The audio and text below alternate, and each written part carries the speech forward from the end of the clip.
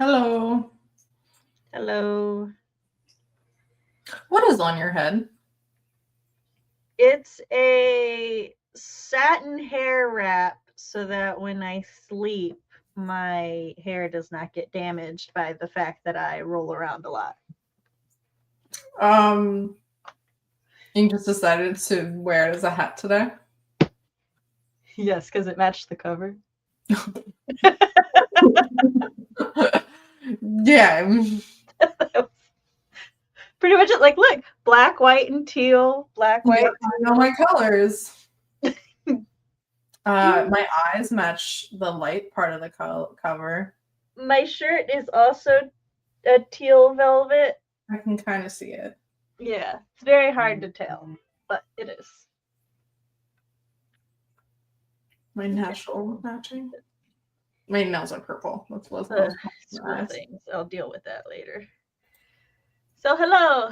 Hi, Hello. people. Oh, hello, bookworm jellies. Hello. Welcome. And welcome to our show here. Book talk. Talk, not talk. Book talk. Nobody says talk. The L is practically silent. Did I say talk? You did. Talk. Book talk. Book talk. She every time one of us says it, I just think of like TikTok. I know. Talk, which is a whole other can of worms. That's such a weird saying, can of worms. Like I think it's associated with fishing. That's the only time I can imagine why someone would have a can of worms. I don't know what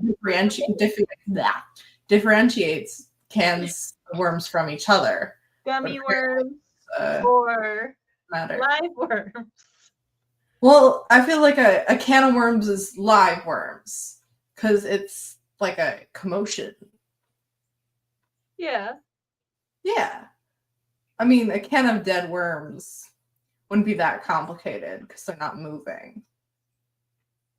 Now I'm just imagining worms. The saying is that's a whole other can of worms, yeah. Yeah, so it's either way. But it's something that's like complicated. Anyway, this doesn't matter. But hold on. It wasn't there for some reason. Oh. See, I'm not the only one that forgets it. I don't know. It should be there automatically. I am unsure of why it's there. I'm happy you're discussing Dark Hunter series. Not a lot of YouTubers talk about them. Yes, okay, sorry. We got off on a tangent. We do that. A bit. So, awesome. This is basically a book club of two people, and chat can read along or just listen along with us. But we both enjoy reading, and we do have similar taste. Shush you. And we do have similar taste, but also we just gravitate towards different things, and we want to share that with each other. So this is our easy way of getting each other to read the books that we really enjoy. So we take turns picking a book. The only rule is it has to be a book that the one picking really likes. So really likes? It can't just be like likes. No, well, we're gonna run out of my end really quickly. Well, then I guess it'll quickly just think of things that I like. No, I'm kidding. I just need to read more books. Less than perhaps. That is, yes. To be fair, I have been reading for 10 more years than you have? 12. Probably. Depends on when you got the ability to read. I was 8 when I started reading. Okay, then how old are first graders? 6? 5? Well, no, 6 on average. 6. When I started reading, because that's when I started Harry Potter. So 35 minus 22. I typed in 25. 35 minus 22. So I'm 13 years older than you. No, you're not. You're like, I think you're like 12 years older than me. I will be 35 in August. And I'll be 22. It's like 12 years and 8 months because I'm not 22 yet. Whatever. Point is, I've had quite a bit of years on you to collect my reading thing. And Dark Hunters is by far one of my favorite series ever. This is our third episode. During the first one, I picked Fantasy Lover just to sort of like introduce CB to the world of Dark Hunters. But upon rereading Fantasy Lover, I decided it wasn't really a good enough introduction to Dark Hunters. So for this pick, I wanted to do book 1 of Dark Hunters, which is Night Pleasures. I'm into all kinds of books. Romance, paranormal, suspense are my favorites. Same. So with her. So yeah, do you want to go ahead? I'm gonna put up the poll to see how many people have read this book. Okay. I am still younger than this book. We've almost, I think, one more book in the series and we'll be the same age. But I'm still younger than this one. Which is weird. One day I'll pick a book younger than you. Well, we're on our way there slowly. My books are plenty young. I'm like 10 years old at this point. I have no idea. All right. So to summarize the book for anybody who hasn't read it, Dark Hunters are vampire-esque vampire hunters, and daemons are the vampires of this world. They are cursed descendants of Apollo, who can no longer go out in the sun. And they're supposed to die when they're 27, but if they don't want to die, they start eating human souls. Yeah, just that little thing of consuming human souls.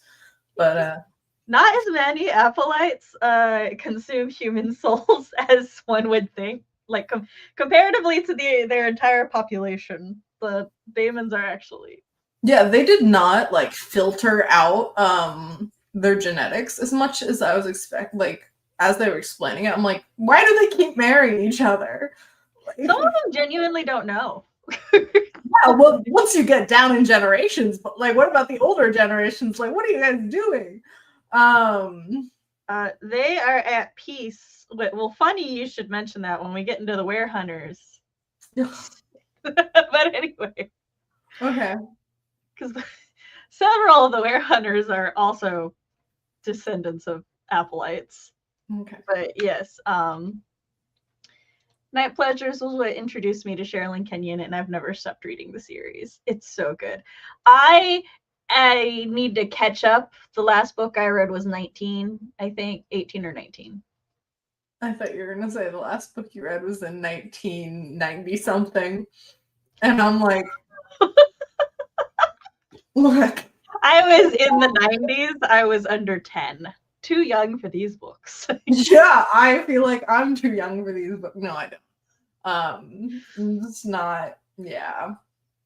No. Some Apollites have married humans in the hope of saving their children from the curse. That too.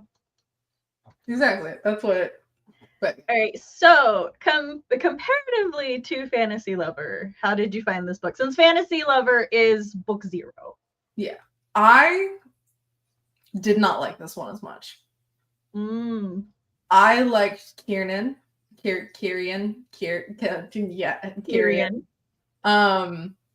I had a friend when I was a really little kid named Kieran. Oh, okay. And so I was trying to say Kieran, but I know that's not right. And so I'm like, what other options are there? So I really like Kieran. Amanda is forgettable. I literally kept forgetting her name. I wanted to like her so bad, but I tell you, my two of my sisters' names are Tabitha and Amber, and they're born a year and a day apart. So Tabitha and Amanda, when I first read this series, I kept misremembering Amanda as Amber. Well, I remember Tabby's name because it's your sister. I was like, oh, a sister named Tabby. Similar attitudes too. Yeah, I'm like thinking of your sister as being like Tabby the vampire hunter, and I'm like, good for Tabby. But the romance really the only reason I was rooting for it is because I wanted him to be happy. And this was making him happy, but I didn't really care about her.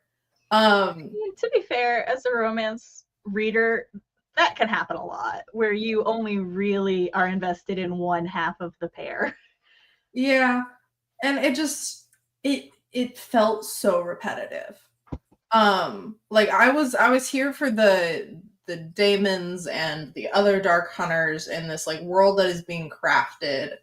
And it's so, yeah, it was so interesting.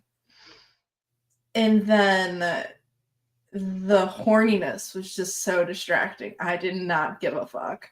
And the fact that it was literally like there'd be fight scenes or they'd be like this tense scene and then just like, and then he got a hard on and I'm like,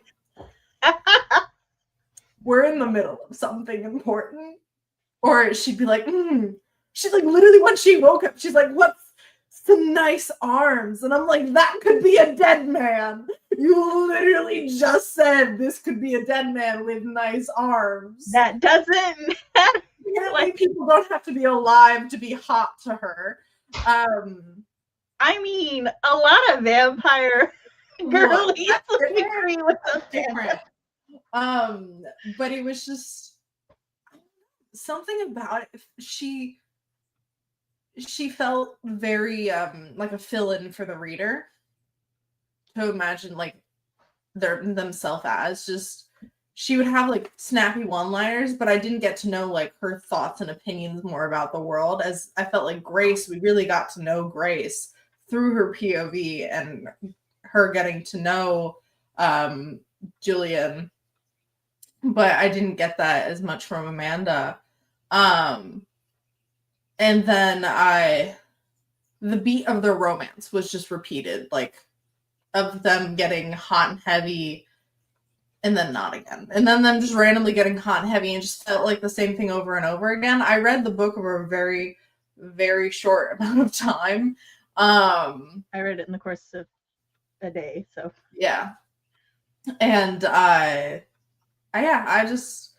wasn't a bad read, but it got to the point like halfway through, I almost like, if we weren't doing a book talk on it, I might have DNF'd it, which I now would have regretted because I liked like the addition of like Asteron showing up and like all of that. But yeah, I don't know. Just didn't like it as much. It's not a bad book. With Bookworm Jellies, Amanda wanted nothing to do with the paranormal issue. To be fair, by the time they married, he was not a vampire. He was human again. No, she had a personality. I'm just saying she wasn't as strong of a character as I wanted. Here's the thing for me. I feel like Amanda and Grace are both developed well. I think it's a disservice to say that Amanda feels like a fill-in for the reader. Okay. Again, as a romance reader who has like read romance since I was 10 or 12, I've read fill-in for the readers. They are toast. Yeah. So for context for the chat, I'm not a romance reader. Yeah. Like I'll read fantasy, heavy stuff with sides of romance, but not.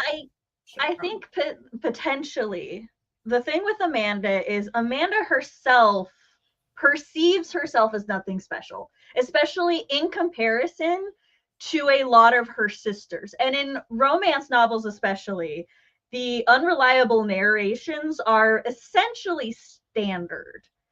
Right? Like you cannot believe the narrator's opinion or perspective on themselves at all. That's why they're duo POV, because then we get the romance partner's perspective. And suddenly, like in the romance partner's perspective, they're a lot different, right? And let me finish. I'll let you finish. And so Amanda does a really good job of, especially for the first part of the book, she's all like, I'm not like my wacky, crazy family, right? I'm boring. I'm normal. I want a boring and normal life. But that Amanda isn't actually, like, she's not boring, and she's definitely not normal. Amanda's pretty brave, and she's very resourceful, and she's really, like, flexible and fluid. Like, she's kidnapped in place of her sister, and her reaction is, oh, well, I'm glad it's not my sister. My sister would have got herself killed by now, right? A lot of people would not have been able to keep their cool and their calm in that situation. And it's like, and after... Can I just, like, say something real quick? Yeah. I would like to amend my statements to say, in the first half, yes, I agree with what you're saying. I really liked her. And then the second half, I felt like she kind of took a backseat to the plot, or like what was going on. Like her So I like the fact that she was I liked her takes in being kidnapped, and like in the scary situations and stuff, she was still fighting. Like she kicked a vampire or a demon in the balls at one point. Can I finish the second half before you disagree with my second half? Because I haven't got there yet. And in the second half, I feel like it does do more of a focus on the Dark Hunter side of it, and less of the focus on her sorceress powers awakening. I feel that's more the editor's fault than the story's fault, because Sherrilyn Kenyon has spoken out against her early works and like how much she had to take out because of editors and stuff to keep the books at a standard beach read length. Because back in the day, they're like, romance novels can only be a certain size, because the idea is you sit on the beach, you can sit on the beach and read the whole thing in one sitting. Yeah. I'm a slow reader and could never. It's a really long beach day. Yeah. Right? Like, my mother could. But her getting toilet paper stuck on her shoe when she had to go to the bathroom and carry it there, which is funny. Yeah.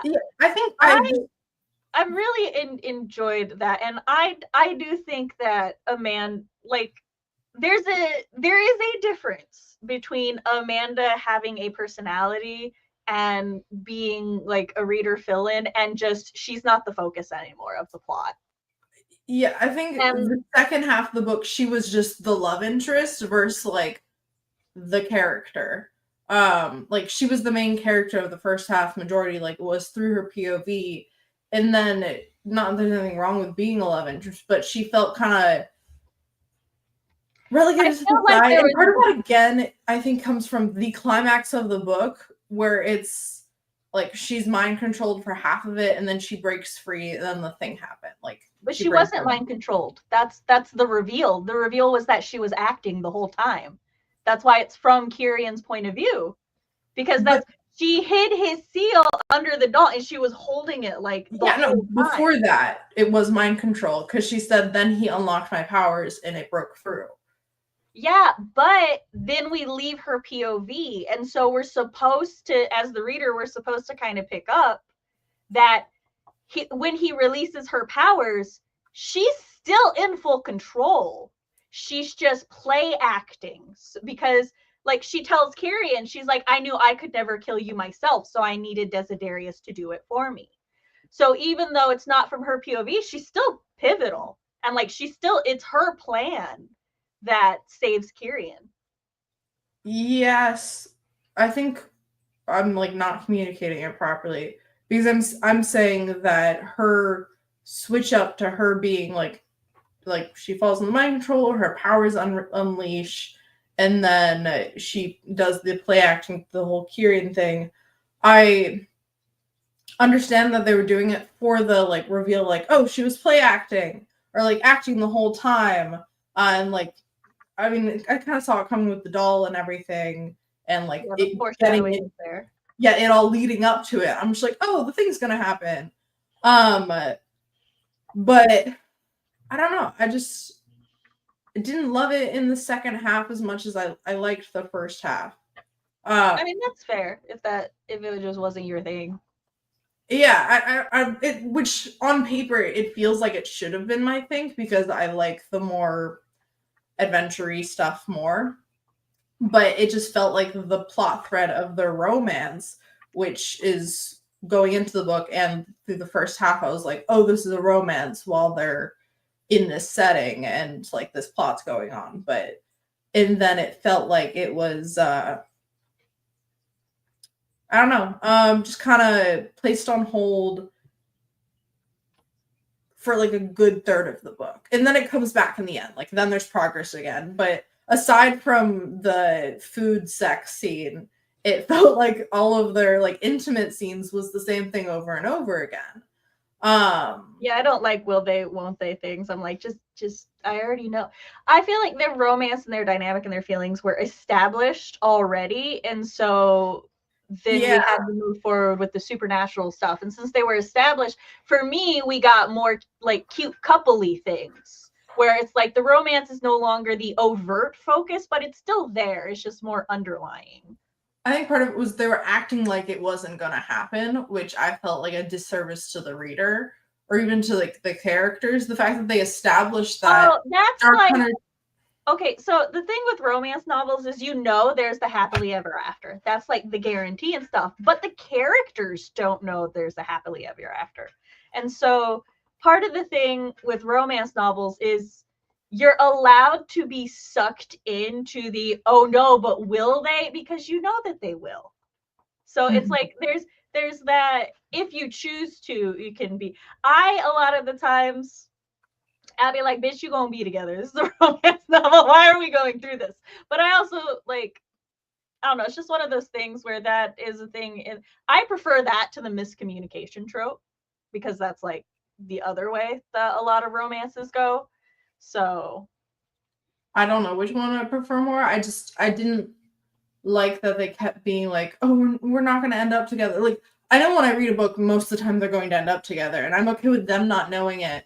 But them having these like cute domestic scenes and then being like, oh, but we can't do this. Like, he's always going to be a dark hunter.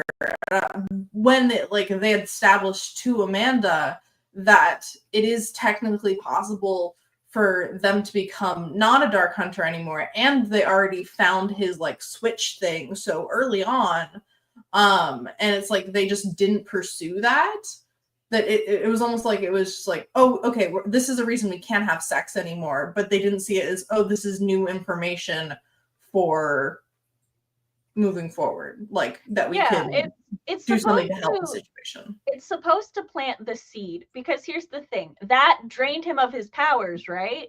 But at that point in time, all that was a hindrance, because like he couldn't become human just from having his powers drained. And the stakes for a dark hunter becoming human again are seriously high. Like, one, they have to get their soul back from Artemis, because Artemis has to willingly give their soul back. Yeah. She is a greedy bitch. She doesn't want to do that. Like, we already know that Acheron paid in flesh, like not sexy flesh. Yes. He pays them both at different times, but like brutal torture flesh, right? So he had to do that in order to get Kyrion's soul back. So already somebody has to do that, right? And well, they don't know he's doing that, but yeah. Well, they know that somebody has to bargain with Artemis. Like, they do know that. And there is absolutely no way Artemis is giving Kyrion's soul back to Kyrion or to some random human. These are her ancient warriors that she is in command of, fighting for like to protect humanity. She doesn't want to shrink her army, right? So it's only because of Acheron that they are able to get the soul back. And then Acheron is the first dark hunter. Like, yes, all of the other dark hunters, he almost loves like children. And Acheron does tell Amanda, he's like, I have trusted people in the past who have failed. And when somebody fails, a dark hunter doesn't just die. They become a shade. And they're essentially an eternal purgatory. So it's like, if his judgment is shitty again, then Kyrion, whom is one of the first dark hunters or the first one. No. I think Kyrian is the first Dark Hunter under Acheron. So this is essentially, he is, yeah, if I remember correctly, Acheron became a Dark Hunter, and then Kyrian was the first one he had to take care of. And that wasn't mentioned in this book, but it is. Okay, I did not hear it in this book then. Yeah. Yeah, so they like, you know, that's like basically his longest, like his oldest friend. And so he's like, if I am going to risk damning my, like, essentially one of my best friends to eternal, like, purgatory, then I need to make sure this is not just a fling, right? That she's not gonna drop this, right? Yeah. And I feel like it's unfortunate that it doesn't show the, like, pain she goes through putting it back into him, because her hand is permanently scarred, like it's burned. So but yeah, she really had to put that, and also like to ask her to like it's, you've got to kill the man that you are madly in love with, and then like put that on him, when the entire reason he is a Dark Hunter is because the love of his life killed him in the first place. Yeah. So I think another reason I didn't like that is, like, I know they're in like a time crunch and stuff, and like she didn't have another choice. I don't know. It wasn't as compelling as Fantasy Lover. I think part of Fantasy Lover, like the such presence of horniness being explained by the curse or the blessing or whatever, was like, oh, I can look at the story outside of that. But in this one, I'm just like, it felt torn of the horniness and stuff, distracting from the romance. I'm demisexual, and like I often tune out a lot of the horniness, because that was one of the things that I wanted to talk about today, was just romance novels and the tendency to, yeah, I know Ash is the first one. Who's the second one?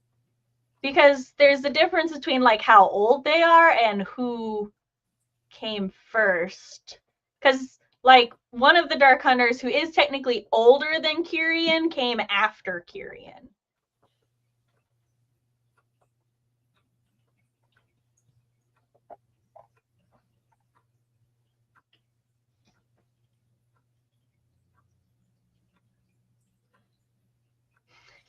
They're like the second Dark Hunter mentioned in the context of Acheron Penarthapis. But that doesn't tell me anything.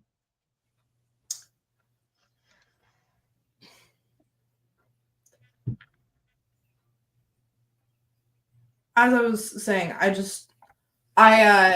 whether it was the editor coming in and like the flow of the story of the second half felt disjointed from the story in the first half. Because the first half, yeah, they were like, I think I realized that I just don't like that as much,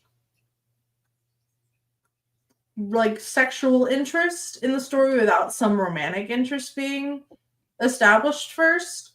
Aside from like, oh, this person's sexy, but like them literally getting visibly aroused when they've spoken like 3 words to each other is just not my kind of thing. But the romance itself and like the making out in the bathroom scene, that was great. And the way that blended with like the tension of their handcuffs together and they're being hunted down. Like that blend of the story from the first half to the second half felt disjointed. It was not that really good balance throughout the book. And that was disappointing. Yeah, I will say the mortals have to, because I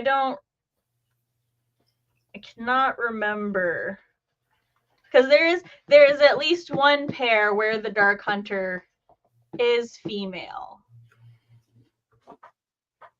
She's an Amazonian lady. Yeah, Amanda had to prove herself if she was willing to do all the things. See, I'm trying to remember, because in Acheron's book, in the back, I mean, I know that's way later, but Artemis brings him the first Dark Hunter after him. And I'm trying to remember if they name dropped them, but so romance novels have a tendency, it's just a thing of the genre where they will be like, oh, well, they've never felt this way, or nobody's ever made them feel this way, nobody's ever did this or that before. And it is a thing that is heavily criticized, especially by people who don't read tons and tons of romance or who prefer other genres to romance. For me, because this book definitely does it, and so did Fantasy Lover, and a lot of the Dark Hunter books will do it. And I like really decided that there's nothing wrong with it. I don't think. Like, some of the criticisms that come up against it are like, the last person you're with isn't necessarily always the best person who was, like, they're not necessarily your best lay, right? Like, it's not in the end the reason we pick who we stay with. It's not just, oh, well, this person's the best at sex ever. But for like a romance novel, I think the idea is just that, and honestly, in real life romances and relationships, it's that who you're with in the present makes you so happy that you really don't think about your previous relationships anymore, right? Yeah, no, I have no problem with the this is never have I felt like this before. I mean, they said it a lot in this book, and just the like repetition of it would be my only issue with it. Like, figure out different ways to say that you're really like into this other person. Yeah, for the record, I wasn't bringing this up as a you thing. Yeah, we texted about this. I just wanted to be clear. I wasn't. This was not this wasn't a thought of, oh, well, CB's gonna bring this up. This was just the thought of like, oh, well, I've heard this a lot, so I wanted to discuss it with CB. And so yeah, it's like, I feel like it's one of those things where it's like, if you are thinking about your past relationships while you're with the person you're with, that's probably not a good sign. So I am fine with romance novels doing it. Like you said, for me, this novel just, you can kind of tell it's one of her earlier novels. And Kyrian and Amanda I love them. I do. I especially love Kyrian and Julian's bromance. And how Fantasy Lover leads into that so well. And I adore when Kyrian and Amanda go to visit Julian and Grace. It's so good. That was I think my favorite part of the novel or of the book. But what it was just, it does get a bit much sometimes when I'm sitting here and I'm listening to it and I'm like, yes, I get it. Yeah, it gets a bit much for me solely because it's the same line over and over again. So it's the lack of variety for you. Yeah, like it makes sense for Amanda to never have felt this way about a man, because she talks about, like, even before Kyrian even shows up, that she's dated like boring, blasé men, and hasn't really like done anything fun and interesting because she has this like yearning to be a normal because of her trauma about having a dream predicting her best friend's death. And so for her being like, I've never felt like this before, I'm like, that makes sense. Him being like, oh, I've never felt like this before, also kind of makes sense with him having hookups. And then, yes, he cared so much about his wife, but she did not love him. And even, I want to go out on a limb and say, even if at the time he was married to her, that, like, let's say that she did make him feel the way that Amanda did, right? Yeah. Even with that, she betrayed him.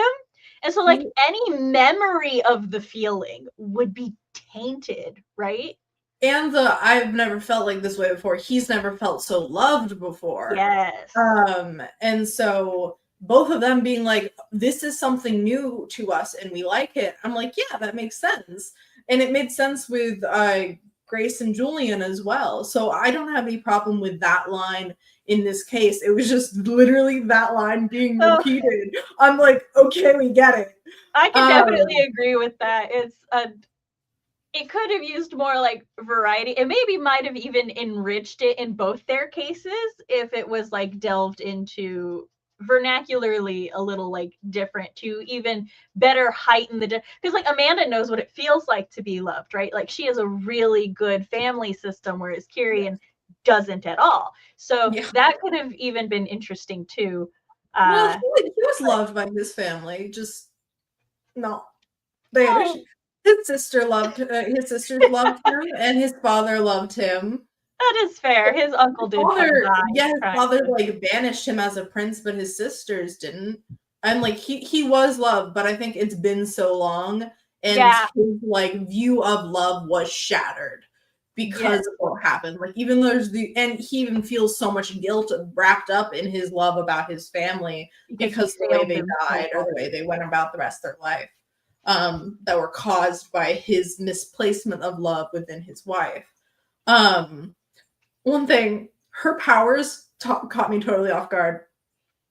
I thought so. She does like have senses and stuff in the beginning. Like she's like, I feel like it's a bad idea if I do this thing. Like earlier in the book, but I thought that was just like human instinct slash like romantic book vibes. And then they're like, oh, she has psychic powers, they're gonna want her soul. I'm like, no, she doesn't.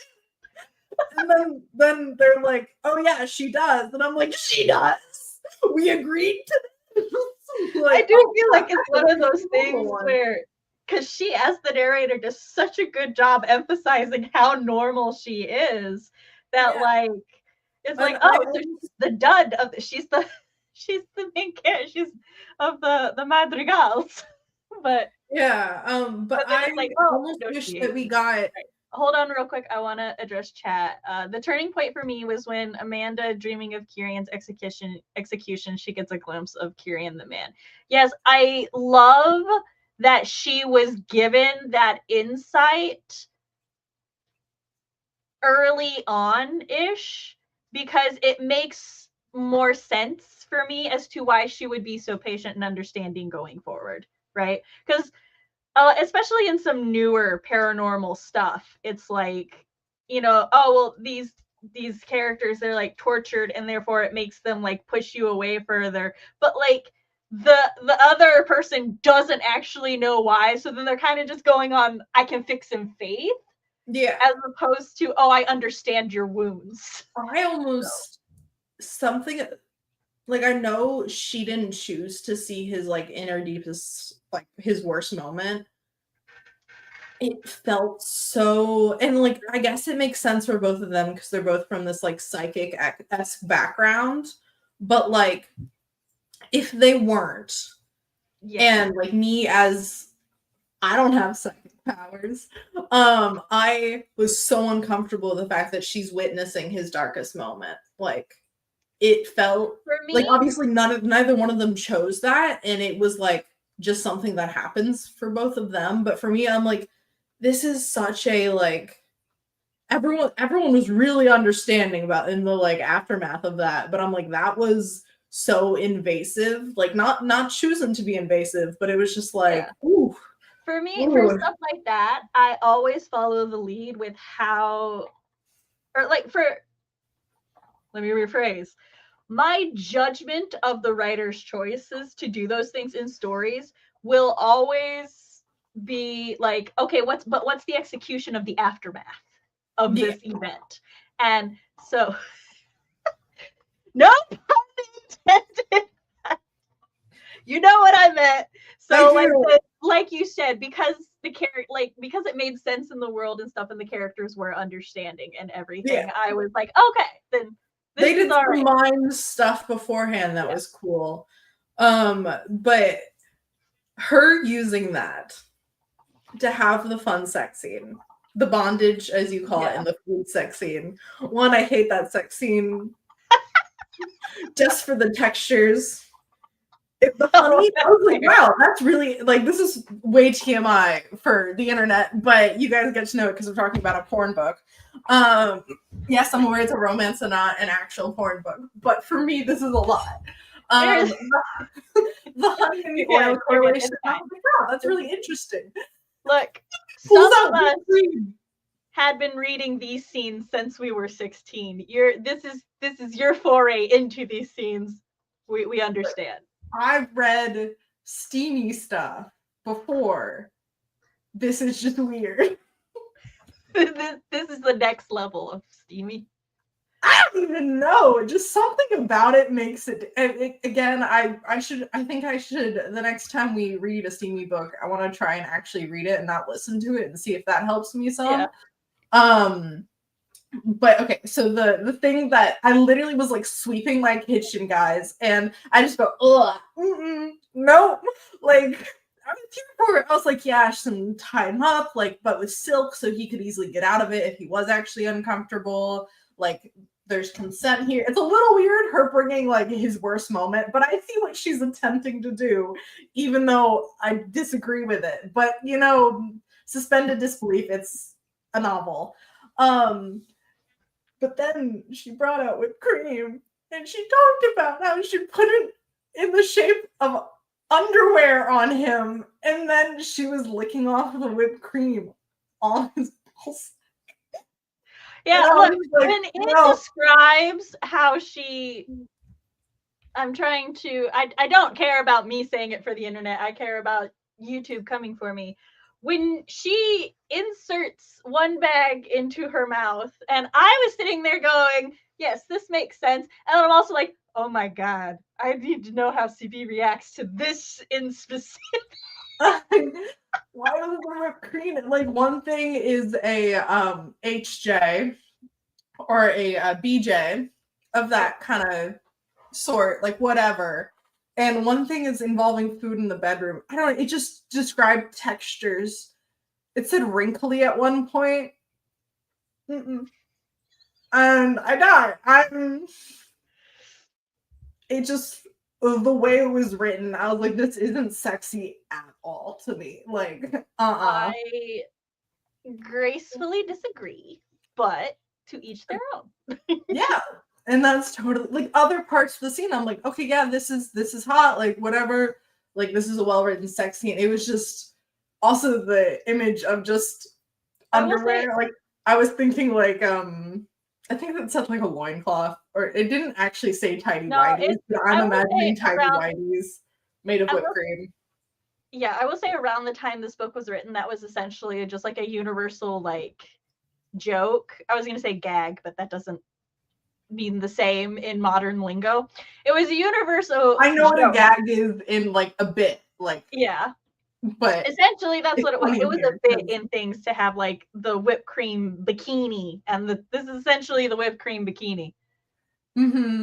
But yes, she bonded with Kyrian during the dreaming of his execution. It wasn't a sexual bond; it was a bonding of souls. Which yeah, and that was really interesting. I wish the entire book was set in ancient Greece.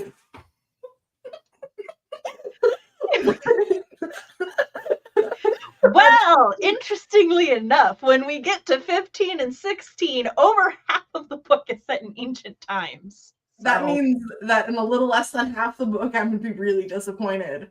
Well, like, comparatively, most Dark Hunter novels are like yay thick. Acheron and Styx are like yay thick. Oh, you told me about them before. When Acheron showed up, I was like, I know you. I know stuff about you, I think. Because Sam has told me about Dark Hunters probably like a year ago. I reread Styx for the Year of Favorites readathon because it was like, read your favorite couple. And I was staring at Dark Hunters going, but which of you 80,000 couples is my favorite? And I was like, I mean, my Zelda tattoo on my back, I wanted the coloring to be done in the same, like, in a similar way to Styx's Phoenix. So I'm gotta be Styx. I tattooed the man. Currently, Acheron and what's his name? Tate and then Nick. I don't know. Yeah, the college kid that's the squire. He's my favorite character. I'm like, you're an icon. I want a book about you. I don't really want you to fall in love with the Dark Hunter with because, Nick? yeah, I want him to have a happy life. But he has a whole series. It's called The Chronicles of Nick. It's a YA series that Sherrilyn wrote for her son because he was complaining at the time there wasn't a lot of YA series with male leads, that the leads weren't like apathetic dickheads. And then like the college student, right? Yeah. Although The Chronicles of Nick is, I would say, an alternate reality to Dark Hunters. But it is about Nick when he was a teen. Yeah, because he's my favorite character. I loved him. He was great. I adore him. He shows up in many a Dark Hunter novel. Oh, good. Does he die? That's a trick question. Because just because you die in Dark Hunters doesn't mean Does he die and have a sad ending because he died and ended? To be fair, he does not, from where I read, have an ending yet. Okay. He does not have his own Dark Hunter book yet that I am aware of. Also, that scene, for its narrative purpose, I think we both agree was really great. CB was just saying the execution of the sexy scene was not. Yeah. I'm gonna keep using execution. Don't give me that look. Yeah. And it just she could have really jellies. She could have really fucked not in a fun way Kieran up. Yeah. In that scene. Like I like that he could like easily rip through the silk. Like it was enough like consent and like them talking about it, which it makes it okay. But the entire scene, I was just slightly off put. Yeah. Where I'm like, I don't love this. That's one of those things where it's there's a lot of nonverbal consent, because at the end of the day, he's putting a lot of his faith in her, because he both knows that he's so overwhelmingly supernaturally powerful that at the end of the day, she can't do this to him without his permission, which I really like. Yeah, that's another thing you mentioned earlier with him having her having the mind meld flashback, like to understand him, like, and stuff. I didn't get bad vibes from him, like, at all. He didn't, all of his, like, quippy, sarcastic, like, flirting and stuff. Even, I feel like even with Julian at some point, I was like, but then it's like, okay, because it's the curse, or in his issues, but even then, anyways. But I didn't get that at all from Kieran. Even before the reveal of his trauma, he felt like just like a dude. Like he's flirting, he's kind of an idiot. When she's like, hey, he's like backs off. See, when I say I love paranormal romance, and you heard me talk and defend the dynamics in paranormal romance till I'm fucking blue in the face. Because when I say paranormal romance, and like I'm sure the paranormal romance lovers in our chat, when they say it, they think of these dynamics. They think of, yes, okay, this supernatural creature could in fact kill me, right? But I still don't feel threatened. And a lot of time I in fact feel more secure because they could protect me. Whereas like, because of certain tropes and things that became really popular in the 2010s, most people will be like, oh, you're into Omegaverse, you're into AVO. And it's like, that is not what I mean. And they're like, oh, so you're into that whole toxic, abusive, oh, I could kill you right now. And I'm like, actually, that's not what I'm Sam, I explained the Omegaverse to my dad on Christmas Eve in Barnes & Noble. Because we passed Bride, the like straight Omegaverse, and I was like, ugh. And he was like, what? And I was like, well, history lesson. I explained like the concept of the Omegaverse, and he took it so well.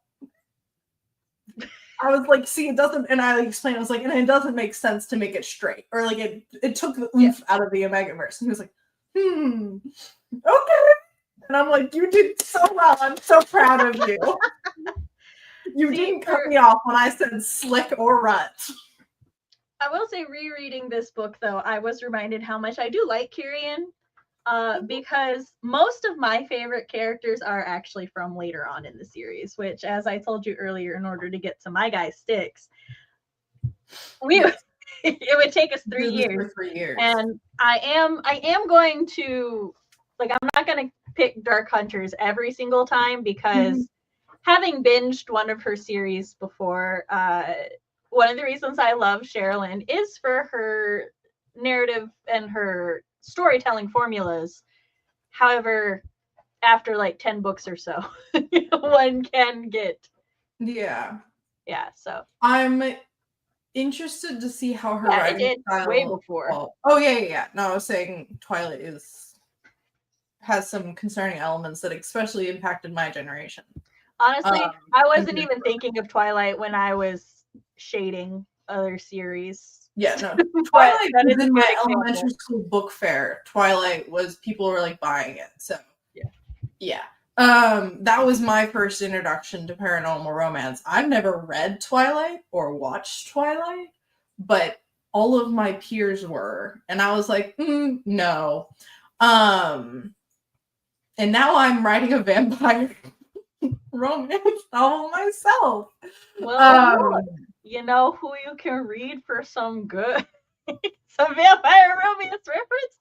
There are, in fact, books in the Dark Hunter universe where a daemon is the lead romance. Okay, at one point, Amanda, they were making out, and she, like, her tongue brushed against his teeth, and she was like, oh, that actually made me even hornier. And I was like, yeah, you get it? Because before she was like, I'm making out with a vampire. And I'm like, girl, yeah. And he's hot. I feel validated. Like this, and afterwards, I loved him because she was like, I just made out with a vampire. And he goes, I just made out with a human. And she's like, so funny. I love him. He was my favorite character in Fantasy Lover. So I enjoyed him. I don't know. Maybe it was the editor. It just felt underutilized, the second half of the book. We had a really good setup. I loved the like forced proximity of the handcuffs. I was sad when they got the handcuffs off so easily. Because I thought we were gonna have at least a couple more fight scenes with them. Because I enjoyed the fight scenes where they're handcuffed and she kicked a daemon in the balls, and it was just fantastic. But I was still okay with it. I don't know. It felt like it was rushed. And if that's the editor, then boo them. I do agree. I love the book, and I do love a lot of the things about it. I don't feel like her being a sorceress and being targeted came out of nowhere. I definitely feel like there was some foreshadowing, but I would have liked more scenes to deal with leading up to that. I wanted to have more scenes of some hinting at all why she's not comfortable. Like, yes, she's calling herself the normal one or very ordinary and stuff. Because of her trauma about the occult, I would want any hint of that beforehand, because I didn't see it at all, and I don't know if that was me missing it or it's not there, of hinting at the fact that she had these powers, or not even that she had these powers, but something about the occult is tied to a trauma for her, rather than it was. I think it was just a case of and they do bring it up a bit. They just don't take on it. But she was like made fun of it. Made fun of. She was bullied for it. Well, yeah, no, not that. The fact that her best friend died. This best friend didn't mean anything to me. I don't remember that. Damn! The entire reason she stopped using her gifts was that's right. She foresaw her best friend dying in a car accident, went to her best friend, said, "Don't get in a car with that boy," and like made a big scene. And then Yeah, that was I cool. do love that Sherrilyn is not like. Sorry, we'll go back to it. I just want to do a sign. I do like that. A lot of times, a lot of modern writing advice will be like, "Oh, well, don't put like specific references to songs and stuff in your book because it'll date your book." But like Sherrilyn's book, she literally just uses the year, and then so it makes it. I don't know that song. Yeah, I considered looking it up, but I was listening to the book, so I didn't look it up. But it makes it feel more grounded in time, which for a paranormal romance is actually really important. Because everything else is so out there. So I kind of like the fact that it's like, oh, this is the early 2000s, 90s, whatever. Like, I don't know. I don't like, they mentioned like a pager and stuff, and I don't know how those work, but but I've seen them in stuff before, so I'm like, oh, okay, I know what this world and stuff looks like. Also, the fashion, like, it makes like what he's wearing is cool, but is also kind of dorky if someone was walking around with that now. He's hot enough to pull it off, but like for the time, I'm like, oh, that's definitely like the cool in that area. But yeah, no, with her best friend, like she made a big scene of going, hey, if you get in that car, you're gonna die. And then her best friend went and died, and then she got bullied at school for being the weird girl that foresees people's death. I remember that now. Okay. Yeah, I wish we got some of like one of her sisters being like, hey, you're one of us too, or something more subtle than that. Her being like, haha, no, I'm an accountant. I don't know. Yeah. I guess there was I don't think Selena would be the one to do that. I think it'd have to be Tabitha. I think Tabitha is the only one of her sisters that would use that as like a subtle little poke. Yeah. But like, I could be wrong. I think they are devastated that there's like 1 or 2 scenes of Selena. I'm sorry. She's in the entire series. So you'll get more Selena. Scenes. The next book is actually about her other best friend. So, which was mentioned. The light, like the girl you hate. Hate's a strong word. No, I did. Of the Dark Hunter books, they are by far toward the bottom of the barrel. And if you think these books are horny. Oh.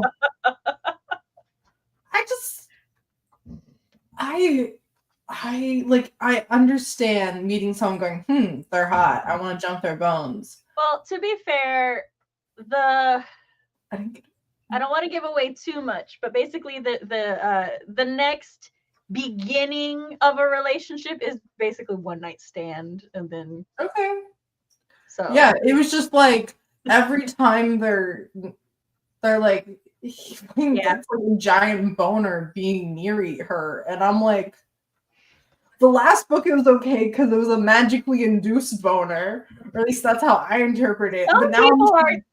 Some people are just that way though, and from what I understand, boners are in fact uncontrollable. They just do it. I know they are, but her nipples tightening and drawing together, and I'm like, girl, calm them, please.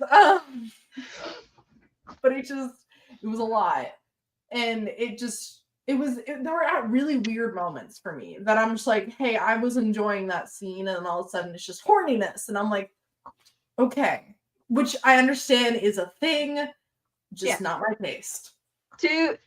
For those out in the audience who that is their thing, we are just speaking purely of our personal preferences and opinions. Oh yeah. Not that there's anything wrong with it being in the book. Fine. I'm a slow burn, long drawn out, obliviousness girly. Through and through. I need half a book before they even think that they're into each other. I am a romance reader who I don't particularly care how fast or how quickly they get together. As long as they get together, I'm good for it. I don't mind a slow burn as long as the slow burn makes sense and I don't feel like we're just drawing this out needlessly. Yeah. But one of my favorite things, like when I'm looking for a romance, or a fun trope I enjoy, not something I particularly seek out, but something I enjoy, is that when the love interest, they fall for the love interest, but they haven't realized they fall for the love interest. Or they're like, I care a lot about this person platonically. And it's like, no, it's not. But I just like an unreliable narrator in that sense. And oblivious also. Because I think it's entertaining. I understand that it can get annoying at parts, but if it's played for laughs, then it's very enjoyable. I am going to get annoyed at the couple regardless of anything else in the book, so that's just a me issue. Like, that's not the writer's fault, it's not the book's fault. The couple is just going to do something that annoys me at some part. Yeah, as the thing that I always say whenever somebody asks me how horny Dark Hunters is, and I'm like, some books are hornier than others. Some books have a lot of sex in them, and then other books have like almost no sex, like maybe 1 or 2 scenes. That's all I need. I just need 1 or 2. I don't even need any sex scenes, to be completely honest. But if if they're like horny for each other and it's an adult book, them fucking at the end is enjoyable. But I think the first 3 books are some of the horniest Dark Hunter books. Okay. And then have I made it through 2 of them or only 1 of them? Okay. No, I'm counting Fantasy Lover because the next one. Do you mind if I just say couple names? Yeah, go ahead. Because I don't remember book titles as easily as I remember couple names. The next book is actually Talon and Sunshine, and I fucking love Talon. I know they are. I do think Talon and Sunshine are some of the horny because they're both like really into casual sex. Honestly, he's allowed to be horny. He's so funny, but also kind of like. I'm worried about him not respecting women, or like objectifying women.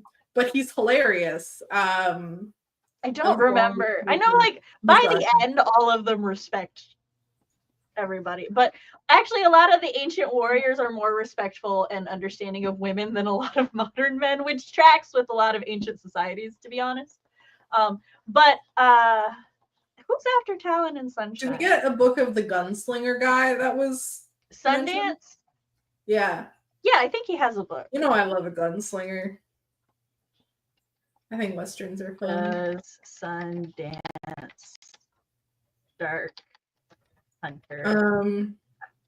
I looked up. I already asked you this like 3 times. I looked up if there were gay romances. Not Dark Hunters, unfortunately. No. And apparently there was like allegations of Sherrilyn Kenyon being homophobic, but I couldn't actually find any resources on it.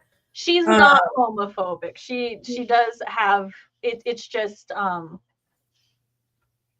she's just a straight girly who writes straight romance. Yeah, no, that's what it seemed like. Where it was still, just not there. Thank you. The Wreck is number 4, and then Vane and Bride are number 5. Okay. Which Vane is a werehunter. So that's our first werehunter book. I like Acheron's Luscious Locks. I'm wrong. Vane and Bride are number... Hold up. That's the wrong one. One thing that it was alluded to in the book that Acheron and Artemis fuck, which I was like, hey, wait, what? Because she's a maiden goddess. So I'm curious to see how that is. Don't any of your attachments to the Greek. Forget it. They're all assholes. All of them. They all suck, except Eros. I'm not saying that. Oh gosh, yes, I will say.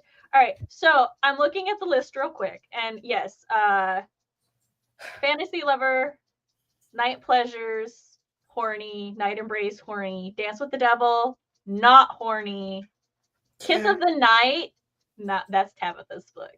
Not super horny either. Damn, her and Eric break up, I guess. I feel like Eric's gonna die. He's giving dying vibes. I will say they did break up. He did not die. Okay, good for Eric. I cannot promise he's still alive because, like I said, I stopped reading a while ago.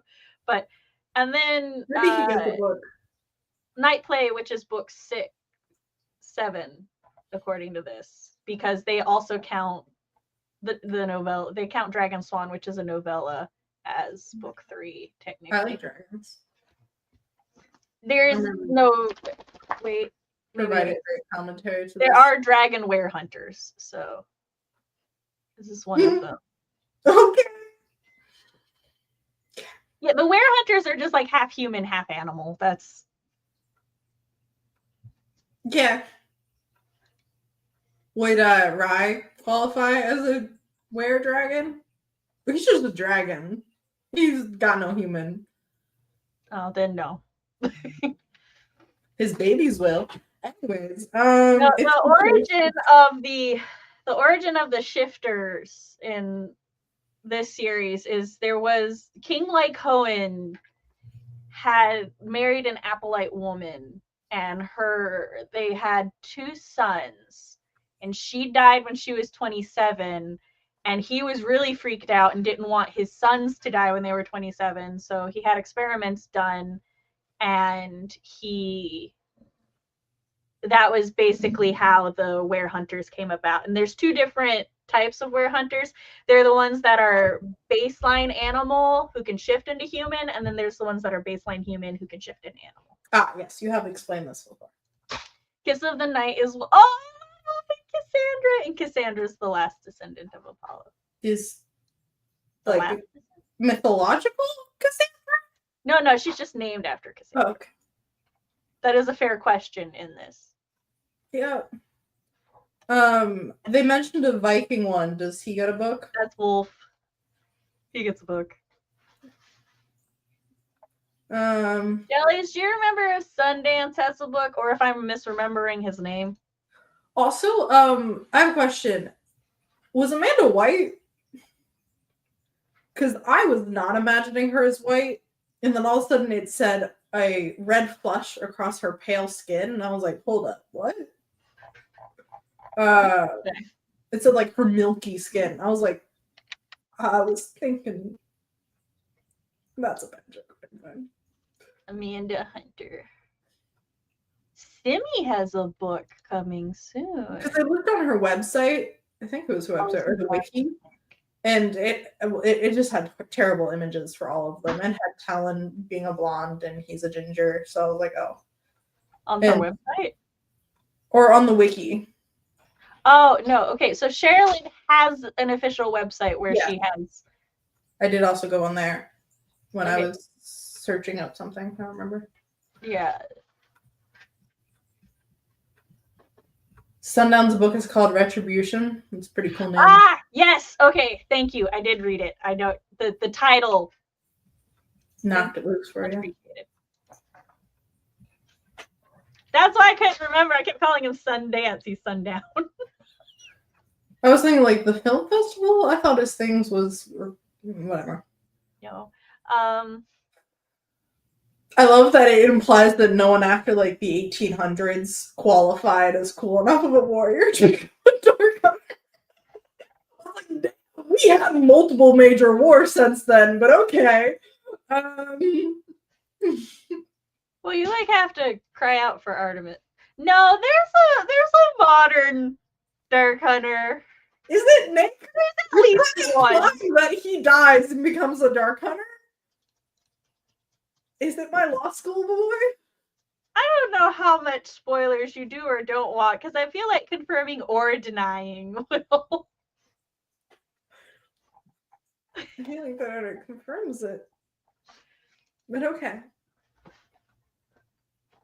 Storm. Sam's teasing me. Oh. She did not care. She put her head up, looked at me, and then laid back. No, it shows Amanda on the website as a white lady. So.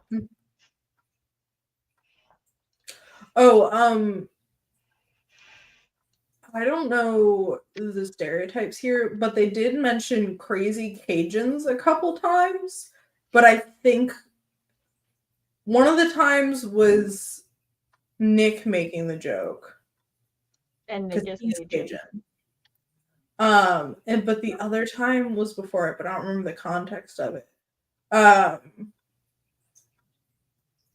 but it seemed fine. Yeah. Surprisingly okay. Cajun's not an ethnicity, it's a region. Okay.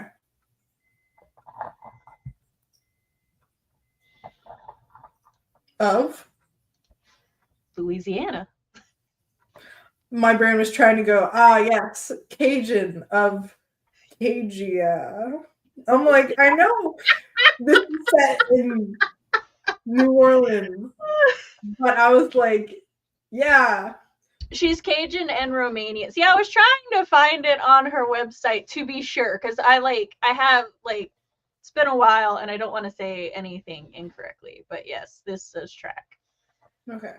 I was like going to Selena's profile. I'm like, I will hunt down. Oh, shout out to her dad, Amanda and Tabby and Selena's dad icon. Just so funny. Marries into this family. All of his so many daughters have magical powers. And he's just a dude. He's just like the line that Amanda was the closest he got to having a son. So of course she knows how to play baseball. I was like, girls could know how to play. But okay. Yeah, I believe Sunshine is Romani though. So Sherrilyn is one of those authors who she herself is quite white, but she grew up in and with a lot of diversity around her and with a lot of her friends, and that shows in her writing because she does it really well, in my opinion. That's good.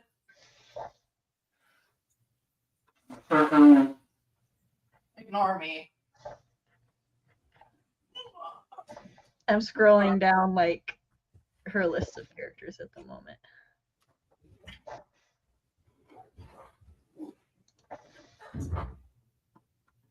Also, I cannot read one of her books without wanting beignets from Café du Monde. I don't even know what a beignet is. Like, I feel like it's in the recesses of my mind, I know. It's like a sugary, powdery donut, but it's really fluffy inside. And like my aunt and uncle live in Louisiana, and my aunt actually is I don't know how to spell this. Is part beignet is BEIGNET.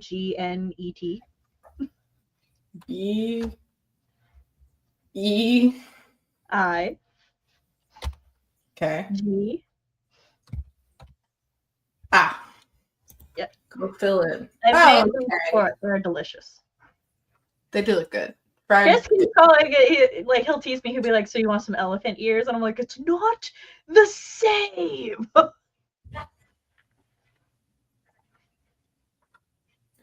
I got a normal water fountain that moves the water for her to drink from. And so I keep thinking that, like, I left the sink on or something.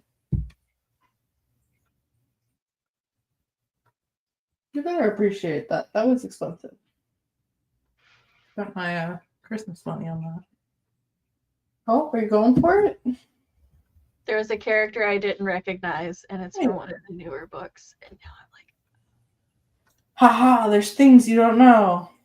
There's a lot I don't know. Like I said, I stopped reading a lot back when I had the children. Oh, Sunshine is... Who am I thinking of who's Romani? I like Sunshine. She's the typical hippie starving artist that eats tofu and says cheese.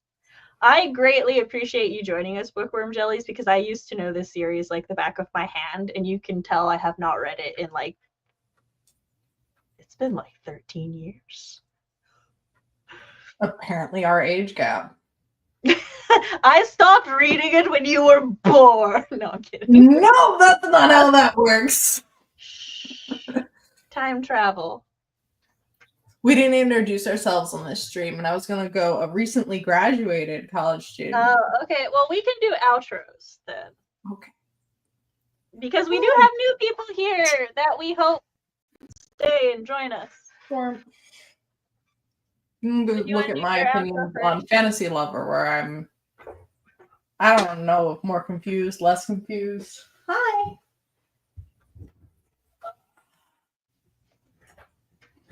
Ta-da! So do you want to start or do you want me to start with the outro? Oh, we're done? I mean, we haven't even said much in like 10 minutes. Well, we've been discussing the future of this. Oh, we can't leave yet. Oh, yeah. So, I do hope that the Dark Hunter lovers here stick with us, because though my next pick won't be Dark Hunter, she will read the entire series with me now. She has no choice. And I have a long life ahead of me. She does. She has a long life. I'm immortal, so. It's only going to take at minimum 4 years to finish this series. Oh, okay. Just that. No, that's at minimum. And would you like to introduce our next pick? You have control, you know. I do. I opened it up and I was looking at it and I realized there was a reveal that I thought was in the extras and it's not. And all of a sudden I'm so excited about us reading the next book. Our next book is... Oh, thanks. I was looking for it. Scum Villain Self-Saving System, number 2. We already did the first one. By MXTX. Not going to try and say it. We attempted last time during this stream. Which is part 2 of 4 of the novel Scum Villain Self-Saving System. The adventure continues with Shen Shin Shu. So yeah, this is going to be so fun. I'm so excited. Yeah, this is going to be great. If you missed our last stream for Scum Villain, you can watch the replay on both Sam and I's channel. And if you want, and I encourage those who want to read along with us for next month, reading book 2. It's only like 300 pages. Yeah. MXTX stands for Mo Xing Tongju. Yep. She's a fantastic writer, has 3 books out there divided into like different books. Some others, Grandmaster Demonic Cultivation and Heaven Official's Blessing are the other 2. This is the neglected eldest child, who I am determined to make have all the love and appreciation the other 2 rightly deserve, but it deserves it too. So it's me. So yeah, that is. Oh, I'm so excited. I didn't realize that what happened to the next book. I thought that would happen anyways. So I'm just really excited, guys. Now tell the people who you are. I'm CB Ferrenz. I'm a recently graduated, thank you, college student, as in I graduated like 2 weeks ago. And a screenwriting person, so screenwriter. I can't say screenwriting student, screenwriter out in LA. I'm working on a couple novels and looking for a job. I primarily write queer fantasy. And yeah, that's me. So I will bring back, Sam and I used to live stream very often together, but then I got caught up with life. So I will potentially be returning. I will be returning to be streaming more often because I've been absent from both of our channels recently. So we may bring Whip Wednesday back. Yeah, very possibly. We can talk about that after the stream. And I am writing mom Samantha L Nasset on my channel. I talk about writer things, parent things, and writer parent things. Once a month, we host the book talk. We try to make it the first weekend of every month. Try to. It's on Mondays, I host live streams at 7 p.m. Central Standard Time. So I will be streaming tomorrow with Laura Nettles and Alice Reeds. It's a ride-in. Stop in and join us. And yeah, you can find our links to stalk us on any of our socials and our channels down below. Thank you all for joining us. We have enjoyed this, and we look forward to seeing you all next time. Bye. Yay. Bye.